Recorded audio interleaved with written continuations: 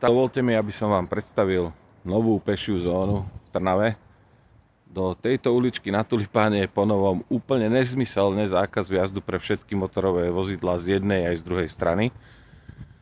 Čo samozrejme, bol som tu chvíľku a väčšina vodičov to buď nevie, alebo úmyselne nerešpektuje. Prešli tady to minimálne 3 autá. A je to z jednoduchého dôvodu, pretože je to samozrejme okrem iného nezmyselné a zároveň aj zle označené.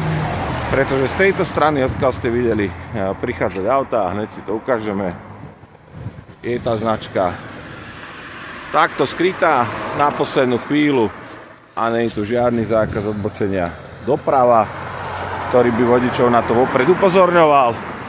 Čiže vodičia prichádzajúci od Steinerky vôbec netušia a nemajú si šancu všimnúť túto trošku skrytú značku.